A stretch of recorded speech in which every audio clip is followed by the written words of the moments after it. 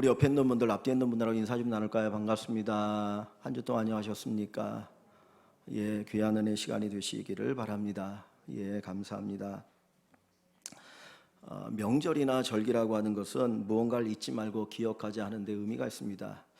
우리나라 명절 가운데 광복절이 있죠. 광복절은 36년 동안 일본의 억압 통치를 받다가 해방되어진 것을 기념하는 날인데, 그 광복절을 우리가 지키는 것은 우리가 다시는 일본이나 외세에 의해서 억압당하지 않도록 우리가 스스로 깨어있자, 우리를 강하게 하자, 그리고 그 광복의 기쁨을 함께 누리는 데 목적이 있다고 생각합니다. 그 외에도 다른 어떤 절기들이 그 나름대로의 목적을 가지고 있죠. 하나님께서 성경에 감사절기 몇 가지를 우리에게 지키라고 말씀하십니다. 구약에 있는 유대인들이죠. 유월절, 맥추절, 그 다음에 초막절, 이 세 개의 절기는 감사절기입니다. 감사절기의 근본적인 목적은 하나님의 은혜를 잊지 말고 기억하고 감사하자. 사실 왜 우리가 이 감사절기를 지키냐면 감사를 자꾸 잊어버린다는 거예요. 감사해야 되는 거 알면서도 감사하지 않고 살아가기 때문에 이런 절기를 중간중간에 두심으로써 다시 한번 하나님의 은혜를 기억하고 감사하는 삶을 살아가기를 원하고 계시는 것이죠. 사실 우리가 일상생활 속에서 감사하기 위해서는 꼭 필요한 조건을 이야기한다면 그 중에 하나가 뭐냐면 내가 원하고 계획하는 대로 일이 이루어질 때입니다. 우리가 어떤 계획을 세웁니다. 그 계획이 성취되어지면 하나님 감사합니다. 또 그 계획이 성취되면 이제 뭔가 되는구나, 어떤 기쁨과 감사가 저절로 나오게 되어집니다. 그런데 내가 생각했던 계획이 이루어지지 않으면 그때 우리 안에 무슨 마음이 듭니까? 불만이 생기게 되죠. 내가 이렇게 계획을 세웠고 나름대로 열심히 준비했는데 왜 이런 일이 이루어지지 않아? 그리고 한 걸음 더 나가면 하나님에 대한 불만, 불신, 그리고 분노가 일어나게 됩니다. 내 인생은 안 되는가 봐. 내 인생은 이러다가 망하는 것 아니야. 이런 생각이 들 때가 있습니다. 그래서 사람들은 내가 계획한 대로 일이 이루어져야 감사할 수 있다라고 생각을 합니다. 그러면 한 가지 질문을 던져보려고 하는데요. 이 로마서를 바울 사도가 기록했는데 우리가 알고 있는 위대한 사도인 바울은 자기가 계획한 대로 그 인생이 이루어졌을까? 능력의 사람, 권능의 사람, 말씀의 사람 바울은 자기가 계획한 대로 그 일들이 얼마나 이루어졌을까? 오늘 우리가 읽은 이 로마서 1장 13절을 보면 바울의 계획이 실패했다, 한 번이 아니라 여러 번 실패했다라고 하는 것을 우리에게 명확하게 보여줍니다. 13절을 다시 한번 보시면 형제들아, 로마 교회 성도들을 이야기합니다. 내가 여러 번 너희에게 가고자 한 것을 너희가 모르기를 원하지 아니하노니. 즉 이야기는 뭐예요? 바울은 여러 번 로마에 갈 계획을 세웠다는 거예요. 그러니까 여러 번 세웠다는 건 뭡니까? 계속해서 안 되고 실패했다는 거죠. 그래서 맨 마지막 13절 끝부분에 보면 지금까지 길이 막혔도다. 여러 번 로마에 가서 복음을 전하길 원했고 그들을 돌아보길 원했지만은 그 계획이 계속해서 막혔고 실패가 되었다라고 하는 것을 말씀해주고 있습니다. 또 고린도후서에 보면 고린도를 가길 원했던 바울의 계획도 막혔습니다. 사실 바울은 로마에 가려고 했던 것이 자기 이름을 드러내거나 아니면 여행을 목적으로 했던 것이 아니에요. 그 로마 교회, 로마는 전 세계 중심지 아닙니까? 하나님의 복음이 전 세계 중심지인 로마에 잘 전해지고 그리고 교회가 든든히 세워지기를 소망하는 그 간절한 마음을 가지고 로마에 가고 싶었고요. 그리고 사도행전 1장 8절에 보면 성령이 너에게 임하시면 예루살렘으로 시작해서 어디까지? 땅끝까지 복음이 전해질 것이다라고 말씀했기 때문에 그 당시의 땅끝은 스페인을 얘기합니다. 사람들은 그 당시에 땅끝이 스페인으로 생각했기 때문에 로마에 들렸다가 스페인까지 가서 복음을 전하려고 하는 계획을 세웠어요. 얼마나 귀하고 좋은 계획입니다. 그런데 그 계획이 여러 번 막혔다는 거예요. 그래서 이 편지를 쓸 때까지 그 계획이 성취되지 못했다. 즉 다시 말하면 나의 계획이 여러 번 실패했다라고 하는 것을 이야기하고 있습니다. 바울은 위대한 사도이지만 자기가 세웠던 계획이라고 해서 다 이루어진 것이 아니라고 하는 것이죠. 바울 사도가 하나님의 부름을 받고 3번의 전도 여행을 합니다. 그런데 그 전도 여행이 한두 달이 아니고 몇 년간의 전도 여행들이거든요. 근데 3번의 전도 여행을 보면 이 전도 여행마저도 자기가 계획했던 대로 이루어지지 않아요. 첫 번째 전도 여행은 바울이 자기의 어떤 영적인 스승 인도자와 같은 바나바와 이제 함께 하게 되는데 그때 누구를 데려가냐면 마가를 데려갑니다. 마가는 마가복음을 기록한 베드로의 제자와 같은 사람이거든요. 이 마가를 데리고 이제 전도 여행을 가는데 얼마 가지 않아 가지고 마가가 나 못 가겠다는 거예요. 나 힘들어서 못 가겠다. 그냥 당신들끼리 가십시오. 왜냐하면 마가가 부잣집 아들이었거든요. 그러니까 고생을 해보지 않으니까 전도 여행 너무 힘들고 어려우니까 마가가 중간에 그냥 이탈해 버린 거예요. 그러니까 처음부터 이 전도 여행이 삐걱거리기 시작합니다. 그러나 두 사람이서 나름대로 합심하여서 터키 지역, 소아시아 지역을 쭉 전도를 하고 돌아왔어요. 그러고 나서 얼마 되지 않아서 다시 전도 여행을 출발하려고 하는데 두 번째 전도 여행이에요. 그때도 바울이 바나바에게 우리가 여태까지 선교한 곳을 한번 돌아봐야 되지 않느냐. 그래서 이제 두 사람이 출발하려고 하는데 그때 이 바나바가 뭘 제안하냐면 마가를 데리고 가자는 거예요. 마가가 지난번에는 뭘 몰라가지고 중간에 이탈했지만 이번에 같이 들어가면 끝까지 갈 거니까 마가를 데려갑시다. 그랬더니 바울은 무슨 소리 하는 거냐. 지난번에 마가 중간에 간둬가지고 우리가 얼마나 심적으로 힘들고 어려웠는데 무슨 마가를 데려가냐. 그래서 거기서 대판 싸움이 벌어졌어요. 그래서 바울은 바울대로 바나바는 바나바대로 전도여행을 따로 가게 되었어요. 그러니까 처음부터 이런 문제가 생깁니다. 그리고 나서 그 바울의 계획이 뭐냐면 이전에 전도했던 것들을 돌아보는 거예요. 자기가 복음을 전에 세웠던 그 교회들을 돌아보고 그들을 격려하고 그 교회가 든든히 서가는 것, 그것을 목적을 가지고 이제 그곳을 돌아보려고 가는데 뭔가 자꾸 길이 막힙니다. 안 되는 거예요. 이래도 안 되고 저래도 안 돼도 그래가지고 할 수 없이 바울이 그 소아시아의 전도를 포기하고 어디로 넘어가냐면 그리스로 넘어가게 돼요. 그래서 배를 타고 그리스에 넘어갔다 첫 번째 도시가 빌립보라고 하는 도시입니다. 빌립보에 도착을 하고 나서 이제 바울이 하나님 앞에 기도하기 위해서 강가를 찾아갔습니다. 거기 갔던 여인들이 거기서 모여가지고는 기도하는 여자들이 있어요. 그래서 그들에게 이제 이야기하다가 뭐는 전도가 되어지고 그들 가운데 뭐 자주양사 루디아라고 하는 여자를 중심으로 해서 그들이 예수를 믿었어요. 그래서 이제 교회가 세워지죠. 그럼 바울의 마음속에 무슨 생각이 듭니까? 야, 하나님이 은혜를 주셔서 이제 뭔가 되는구나 이라는 생각을 가졌는데 얼마 되지 않아서 그 빌립보라는 도시에 이 점을 치는 여종이 있어서 귀신 들려가지고 점을 잘 치는 여자가 있는데 이 여종에게는 주인이 여럿이 있는 거예요. 그러니까 사람들이 아마 돈을 주고 서로 해가지고는 그 여자를 통해서 점을 치게 하고는 그 돈을 받으면 자기네들이 나눠 가지는 거죠. 근데 이 여종이 계속해서 바울을 쫓아다니면서 당신은 하나님의 사람입니다. 하나님의 사람입니다. 그러니까 할 수 없이 이 바울이 그 여종에서 귀신을 내어 쫓아버립니다. 귀신아 나가라! 그리고는 그 여자가 온전해진 거예요. 그럼 여러분 기뻐야 됩니까? 슬퍼야 됩니까? 귀신 들리는 사람에게서 귀신이 쫓겨났으니까 기뻐야 되잖아요. 그런데 그걸 아주 싫어하는 사람들이 있었어요. 누구냐면 그 여종의 주인들이었어요. 이 귀신 들린 여자 인권은 아무 생각이 없는 거예요. 그 여자를 또 돈을 벌어야 되는데 귀신이 나가니까 점을 칠 수가 없으니까 저 바울 때문에 우리가 손해본다고 이상한 도를 전한다고 그래가지고 바울을 고발해가지고 바울이 옥에 갇히고 매를 맞고 고통을 당하게 되어져요. 그러니까 처음부터 이 어려움을 겪습니다. 그리고 풀려나서 그 바울이 간 곳이 데살로니가라고 하는 도시입니다. 거기에 가서 복음을 전했는데 이번에는 이 유대의 귀부인들, 유대인인데 아주 돈 있는 사람들이 또 여자들이 쫓아와가지고 바울을 계속 못 살게 하는 거예요.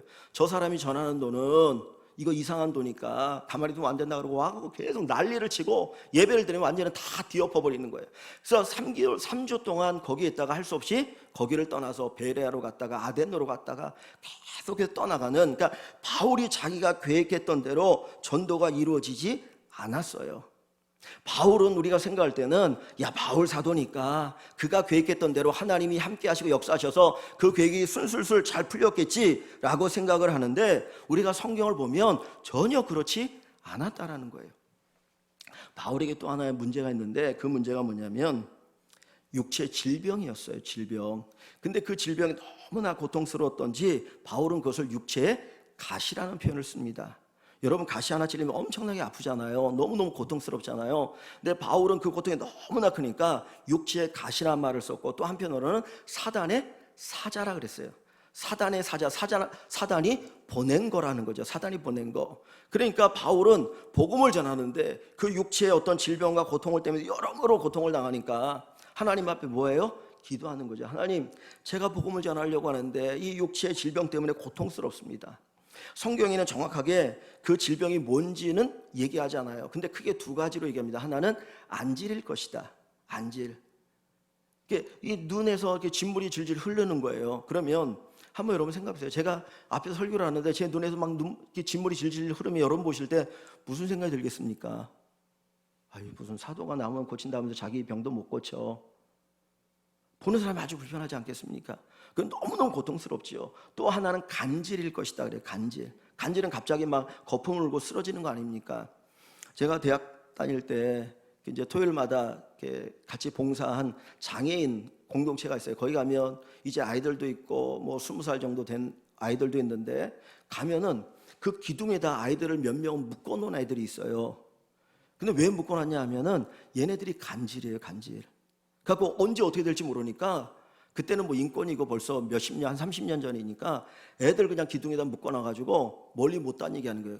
그러면 이 아이들이 서 있다가도 갑자기 간질이 오면 팍 쓰러지는데 어떤 날은 가보면은 여기가 이미 찢어져가지고 꼬매고 이렇게 분대로 해놓고 또 어떤 날은 이쪽이 찢어져 분대로 해놓고 그래요. 그러니까 언제 어떻게 될지 모르는 거예요. 근데 바울이 지금부터 2000년 전에 설교하다가 거품 물고 쓰러진다고 생각하십시오. 하나님이 영광이 되겠습니까? 영광이 완전히 가려지는 거잖아요.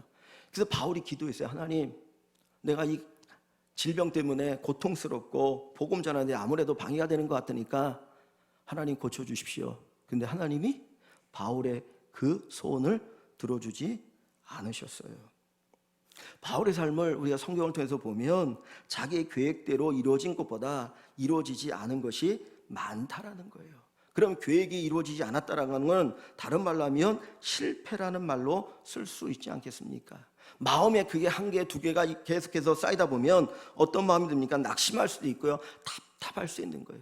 하나님, 내가 주님을 위해 살아간다는데 왜 내 인생에 이렇게 힘들고 어려운 일이 생깁니까? 하면서 불평이 일어날 수 있는 것이죠. 그런데 우리가 정반대의 질문을 한번 던져보면 좋겠습니다. 내 계획대로 모든 일이 이루어진다면 우리는 감사할 수 있을까? 내가 원하는 대로, 내가 소원하는 대로, 내가 계획하는 대로 모든 일이 다 이루어지면 정말 감사하며 살아갈 수가 있을까요? 성경에 보면 자기가 계획한 대로, 자기가 원하는 대로 다 이루어졌다라고 이야기하는 사람이 있어요. 누군지 아십니까? 솔로몬이에요. 솔로몬. 그는 다윗을 이룬 이스라엘의 왕이었죠. 그가 전도서 2장 10절에서 이렇게 얘기합니다. 무엇이든지 내 눈이 원하는 것을 금하지 아니하며 내 마음이 즐거워하는 것을 내가 막지 아니하였으니 그랬어요. 내 눈이 원하는 것을 금하지 않았다. 다 했다는 거죠. 내 마음이 원하는 대로 내가 살았다. 즉 다시 말하면 내가 원하고 내가 계획하고 내가 요구하는 대로 모든 걸 다 해보았다는 거예요. 그러면 우리 마음에 뭐라고 고백해야 됩니까? 아, 행복해. 정말 나는 행복해. 내 마음대로 살아보니까 행복하다라고 그렇게 얘기해야 되거든요. 그런데 전도서 1장 2절에 보면 이 솔로몬이 이렇게 고백합니다.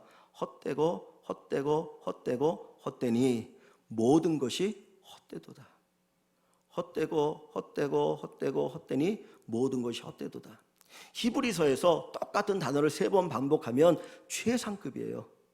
최고의 어떤 뭔가를 표현할 때 3번을 반복해 사용합니다. 근데 이 솔로몬은 몇 번을 반복해요? 5번을 반복해요.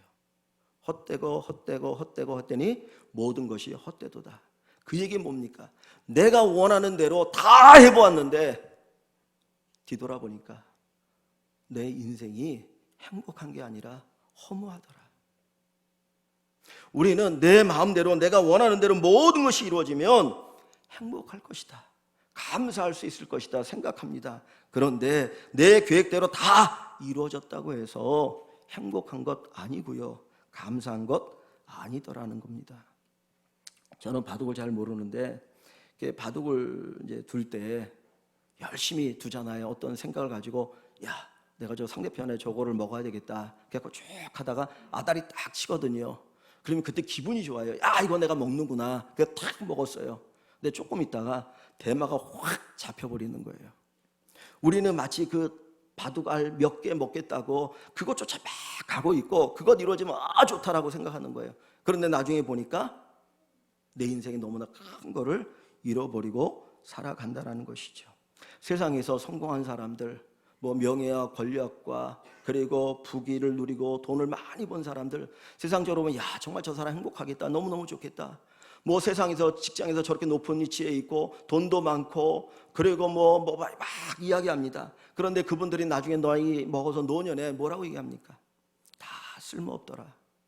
내가 그것 얻기 위해서 가족 잃어버렸고 나중에 보니까 나 혼자밖에 없더라. 자식을 다 떠나고 부인도 떠나고 나 혼자 남았다라고 탄식하면서 자기 인생에 대해서 후회하는 것을 우리가 봅니다. 솔로몬은 이스라엘의 왕이었어요. 부귀영화를 누렸어요. 자기 마음대로 살았어요. 모든 것들이 자기가 생각한 대로 다 이루어졌어요. 그런데 그의 고백은 내 인생은 헛되다. 내 인생은 헛되다. 여러분, 내 계획대로 다 된다고 해서 우리에게 유익이 있는 게 아닙니다. 내 계획대로 내가 원하는 대로 다 이루어졌다고 해서 그것이 유익은 아닙니다. 바울은 많은 계획의 좌절을 경험했습니다. 자기가 나름대로 기도하며 세웠던 그 계획들이 있었지만 그 계획들이 이루어지지 않았어요. 이 세계의 중심인 로마에 가기를 여러 번 기도하면서 계획했는데 그것이 좌절되지 않았습니까? 그렇다고 해서 바울이 불행한가요? 그가 불행했습니까? 아니요. 바울은 로마 감옥에 갇혀 있을 때에도 그리고 빌립보 감옥에 갇혀 있을 때에도 바울이 뭐라고 말합니까? 항상 기뻐하라. 쉬지 말고 기도하라. 나 감옥에 갇혀 있지만 나 기뻐하고 있어. 내 계획대로 내 생각대로 일이 이루어지지 않았지만 나는 기뻐하고 나는 감사해. 바울이 로마 감옥에 갇히자 많은 성도들이 안타까워했습니다. 아니, 바울 사도가 로마 감옥에 갇히다니. 그런데 그 바울이 로마 감옥에 갇혀 있으면서 뭐라고 말합니까? 내가 로마 감옥에 갇혀 있기 때문에 오히려 여기에 있는 군인들에게 복음을 전할 기회가 왔다. 오히려 그리고 감사하고 기뻐합니다. 여러분, 우리가 던져봐야 될 질문이 있어요. 내가 원하고 계획하는 그것들을 이루고 성취하는 분이 누구입니까? 내가 계획한다고 해서 내가 다 이룰 수 있는 건가요? 아닙니다. 우리가 계획하고 우리가 원하는 것들을 이루시는 분은 내가 아니고 하나님이시라는 거예요. 나의 계획을 성취하는 분은 내가 아닌 하나님이, 하나님의 손에 그 모든 것이 달려 있습니다. 내가 정말 간절히 소망하고 원해도 하나님이 허락해 주셔야 성취가 되는 거죠. 내가 정말 간절히 소망하고 간절히 바라고 기도하는데 하나님이 아니야 라고 말씀하시면 그 계획은 성취되지 않습니다. 여러분, 우리가 믿는 건 뭡니까? 이 세상의 주인이 누구인 걸 믿으시는 거예요? 하나님이신 걸 믿는 것 아닙니까? 이 세상의 주인이 누구예요? 하나님이셔요. 독생자 아들 예수를 이 땅에 보내신 그분, 그 하나님이 온 세상의 주인이셔요. 바울은 정말 간절한 소원이 로마에 가는 거였습니다. 그런데 계속해서 막히게 되죠. 그러다가 언제야 로마에 가게 됩니까? 모든 전도행을 다 끝내고 예루살렘에 올라갔다가 억울한 누명을 쓰고 죄인이 되어서 또 오랫동안 감옥에 갇혀 있다가 이제 겨우 바울이 로마 시민권자이기 때문에 난 로마에 가서 황제에게 재판을 받겠다라고 그가 요구해서 겨우 로마에 가게 돼요. 그런데 그 길조차도 어떻게 됩니까? 갑자기 유라굴로라고 하는 광풍이 불어가지고 2주간 동안 해가 뜨지 않고 캄캄한 어둠 속에서 죽음의 고비를 넘기고 겨우 로마에 도착합니다. 여기에도 기도하시는 많은 분들이 계신데 여러분 기도하시면서 뭘 느끼십니까? 내가 기도의 삶을, 기도 생활을 하는데 기도했더니 내 마음대로 내가 원하는 대로 기도 응답이 얼마나 되던가요? 여러분들이 기도할 때마다 그 기도 응답이 내가 원하는 대로 오던가요? 아니, 기도하시는 분들이 느끼는 거는, 내가 오랜 생활 기도하면서 느끼는 거는 내가 기도할 때 내가 원하는 대로 기도 응답이 되지 않는 것이 훨씬 많다라고 하는 것을 느끼게 돼요. 그런데 놀라운 건 나중에 뒤돌아보니까 내가 원하는 대로 기도했던데 내가 기도한 대로 이루어지지 않은 것이 그게 복이었구나, 그게 엄청난 하나님의 축복이구나 하는 것을 알게 됩니다. 그래서 기도 응답이 없을 때라도 하나님 앞에 감사할 수 있게 되는 것입니다. 바울이 자기의 치유를 위해서 하나님 앞에 기도했어요. 하나님, 내가 너무너무 고통스럽습니다. 복음 전파에도 방해가 되니까 어떻게든 내 병을 좀 낫게 해달라고 기도하죠. 그런데 그에게 들려온 응답은 뭡니까? 자기가 원하는 대로 응답이 된 것이 아니라 자기가 원하지 않은 응답이 하나님으로부터 왔습니다. 그 응답의 내용이 뭡니까? 나의 은혜가, 하나님의 은혜가 바울 너에게 족하다. 내 은혜가 너에게 족하다. 내 은혜가 너에게 족하다. 지금 네가 볼 때는 내가 너에게 특별한 이 은혜, 질병 치유의 은혜를 주시지 않아서 하나님 앞에 원망이 되어지고, 하나님 뭐 하는 겁니까? 나를 부르셨으면 건강하게 이 사역할 수 있도록 해 주셔야지 어찌 나에게 이 고통을 줄 수 있습니까? 원망하는 것 같은데, 내가 지금 너에게 베푸는 은혜가 너에게 족하다. 그 음성이 바울에게 들렸습니다. 바울은 죽는 날까지 이 질병을 가지고 안고 살아갑니다. 그런데 바울이 하나님이 내가 원하는 대로 응답하지 않았다고 하나님 원망한 것이 아니라 오히려 하나님 앞에 감사의 고백을 드려요. 그 이유가 두 가지인데, 첫째는 하나님이 나에게 이 질병을 주심으로 내가 교만하지 않게 하셨다. 내가 교만하지 않게 하셨다. 바울이 엄청난 능력을 받지 않았습니까? 근데 능력 행하다 보면 무슨 생각이 듭니까? 내가 능력이 있다고 생각하는 거예요. 내가 능력이 있다고 생각하는 거라. 저는 어렸을 때 이렇게 교회를 다니다가 제가 한번 갔던 데가 어디냐면 우리 동네에 전도관이 있었어요. 제가 아주 어렸을 때니까 제 기억에는 초등학교 들어가기 전이었던 것 같아요. 동네 전도관이 있었는데 거기 갔습니다. 거기 가면 뭘 줬냐면 캐러멜을 줬어요. 신앙생활 난 캐러멜을 줬거든요. 근데 그 전도관을 만든 분이 누구입니까? 박태선 장로라고 하는 분이거든요.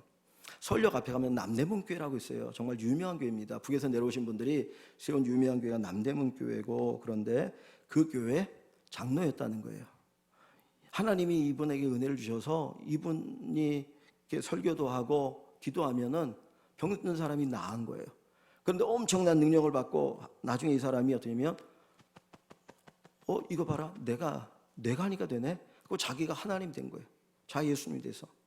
그래서 그때부터 타락해가지고 이단 중에 이단이 되어진 것이죠. 지금 우리나라에 신천지부터 시작해서 하나님의 교회, 통일교 다 이단들 있지 않습니까?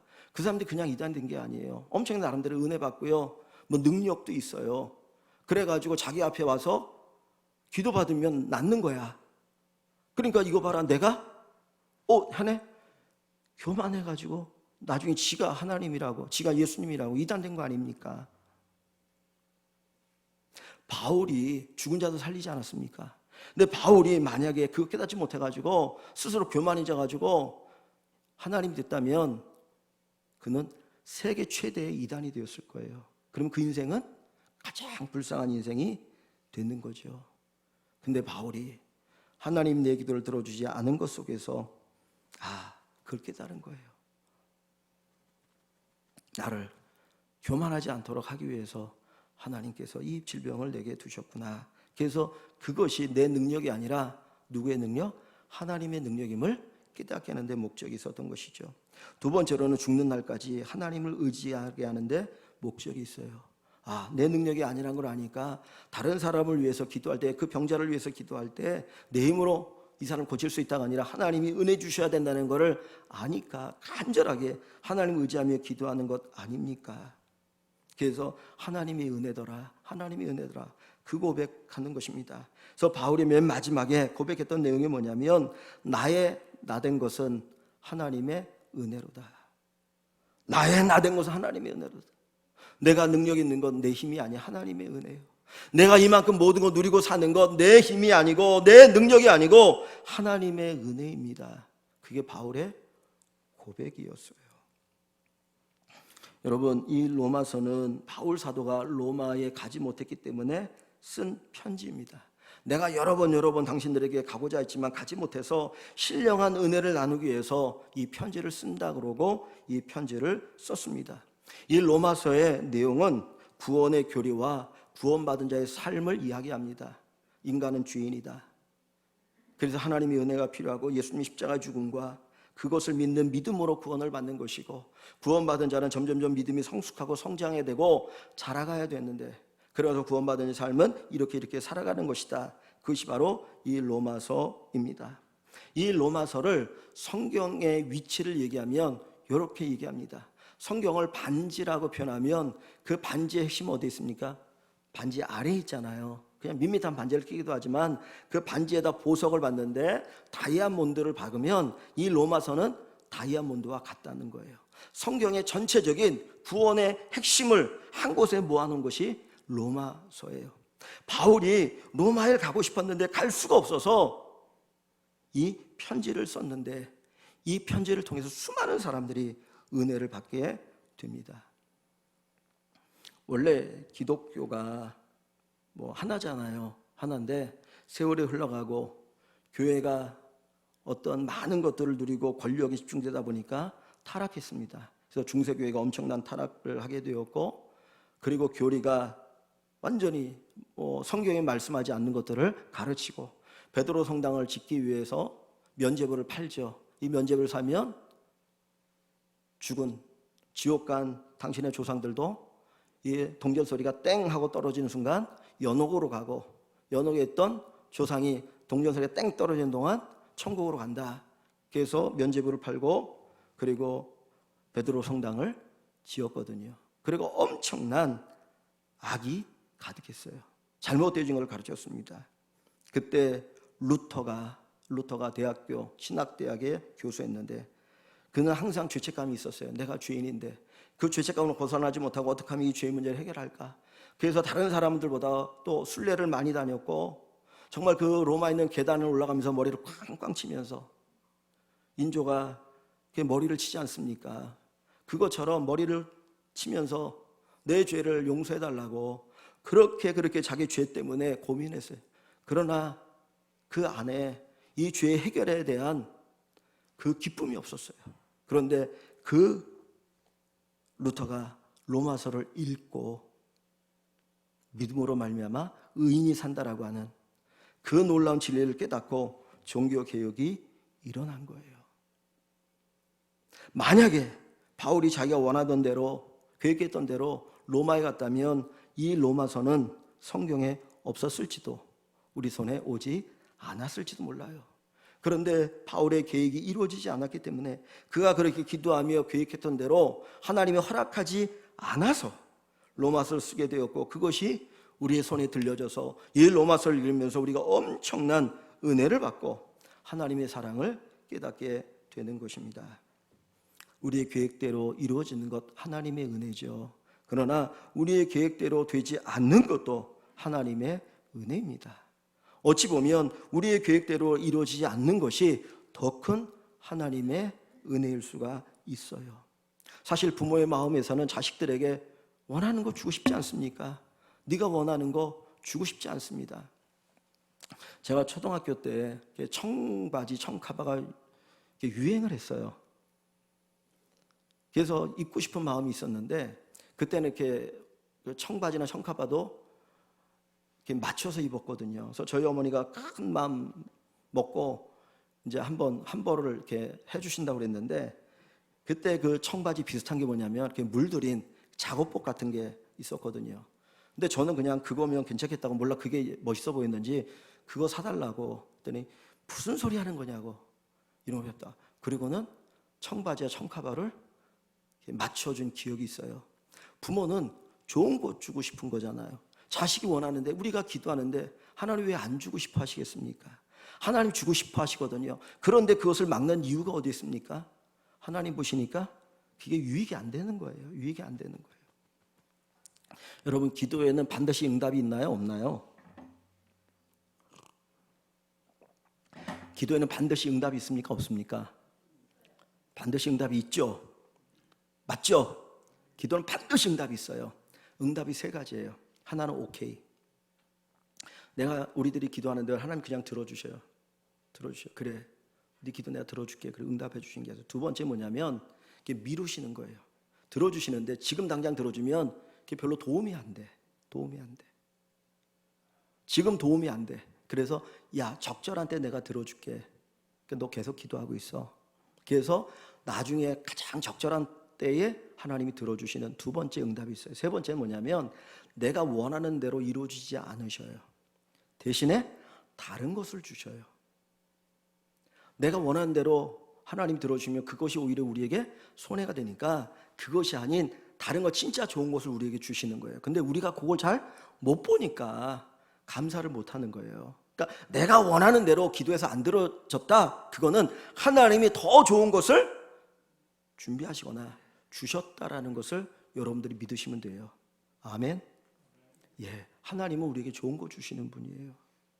바울이 기도했는데 그렇게 계획 썼는데 안 된 거는 하나님이 막으신 것이 아니라 더 좋은 길을 열어 주신 것이죠.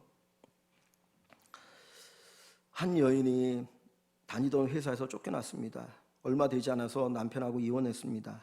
그리고 낳은 지 4개월밖에 안 된 아이를 혼자 양육하며 정부의 보조금을 가지고 살아갈 수밖에 없었습니다. 이 여자가 결혼을 꿈꿨을 때, 나름대로 자기의 미래를 꿈꿨을 때 결코 이런 걸 꿈꾸지 않았을 겁니다. 어떻게 보면 자기의 어떤 계획이 전혀 이루어지지 않은 그런 실패 같은 삶이 그에게 계속 이루어집니다. 이 여인은 먹고 살기 위해서 그래도 나름대로 자기가 글 쓰는 재주가 있었기 때문에 동화를 쓰기 시작했습니다. 아이들이 읽을 수 있는 동화를 써야 되겠다. 그래서 동화를 썼는데 그 동화가 엄청난 인기를 얻었고 전 세계 67개국 이상에 번역되어서 판매하고, 그리고 많은 아이들이 그 책을 읽었습니다. 그 책이 뭐냐면 해리 포터입니다. 영화로도 나온, 우리 아이들이 너무너무 좋아하는 그 공상 소설이지요. 만약에 이 여인이, 이 조앤 롤링이라고 하는 이 여자가 자기가 계획한 대로 그 인생을 살았다면 그냥 남편이 가져다주는 그 돈을 가지고, 아니면 직장에 생활하면서 그냥 그렇게 살아가는 것으로 그 인생은 끝났을지 모릅니다. 그런데 어떻게 보면 그것이 자기의 계획에 막혔기 때문에 새로운 삶을 준비하다가 그는 수많은 사람들에게 엄청난 즐거움, 영향을 끼치는 글을 쓸 수가 있었던 것입니다.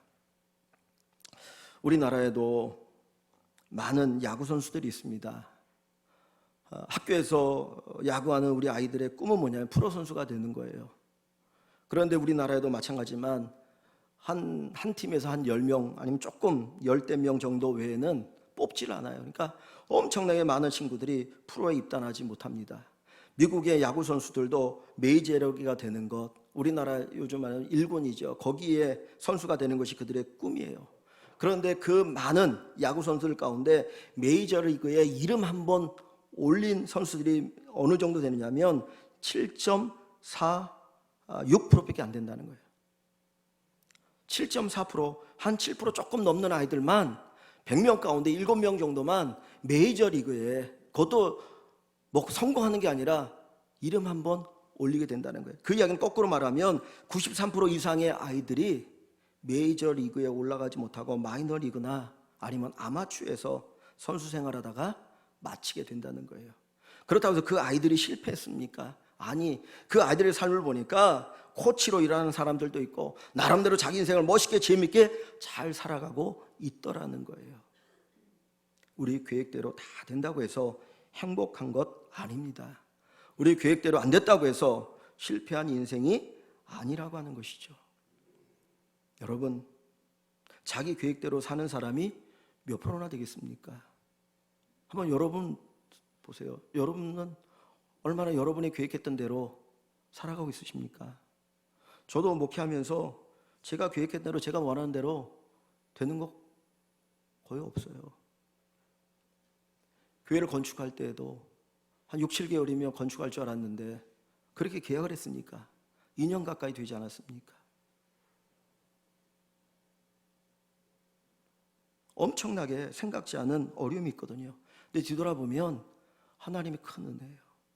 만약에 그 계획대로 그대로 됐으면 교회가 6억, 7억 이상의 빚을 지을 수밖에 없었어요.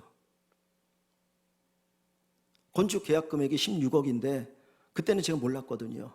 근데 나중에 들어보니까 건축비의 20%, 30% 이상이 추가 공사비로 들어간다는 거예요. 그게 3, 4억이죠. 장비, 여러분들이 보실 때 별거 아니지만은 영상 장비가 이거 하고 1억이 넘어요.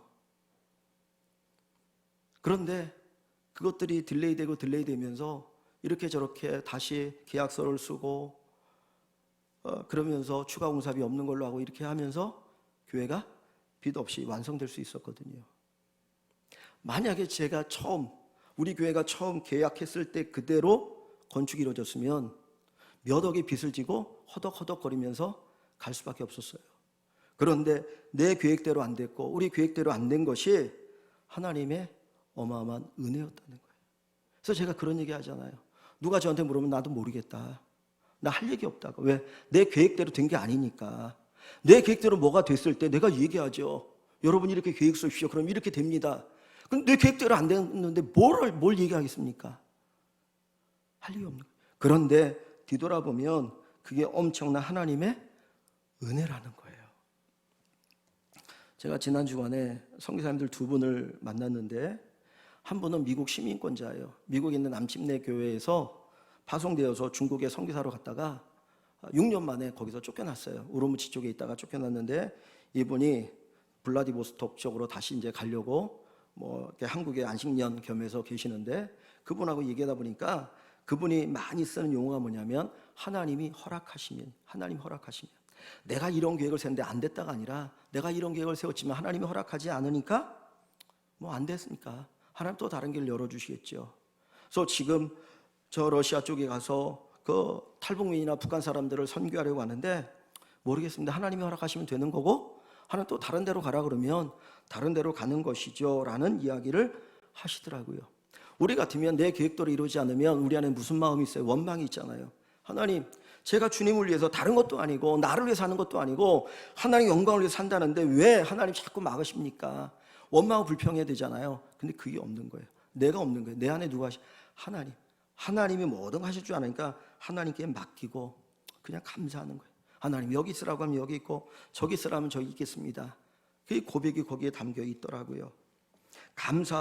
범사에 감사하라. 잘 되면 감사할 수 있어요. 잘 되면 감사할 수 있어요. 그죠? 근데 내 계획대로 안 될 때 어떻게 감사할 수 있습니까?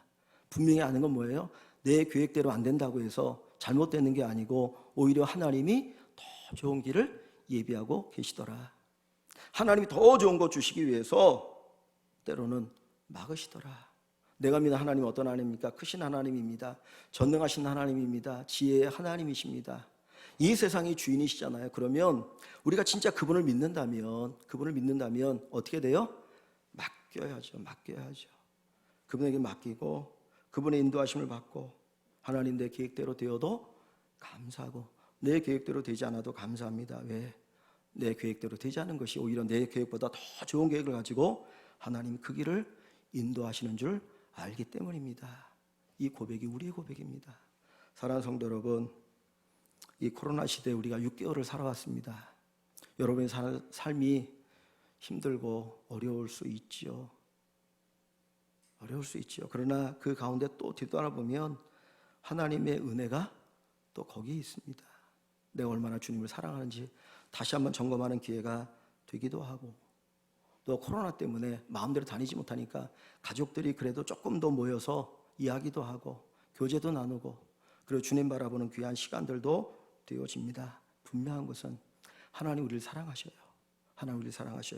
그리고 내가 계획한 것보다 더 좋은 계획을 가지고 계시는 분이 주님이십니다. 그 주님을 바라보면서 다 맡기고 감사가 넘치는 우리 모든 성도 여러분 되시기를 주의 이름으로 간절히 축원합니다.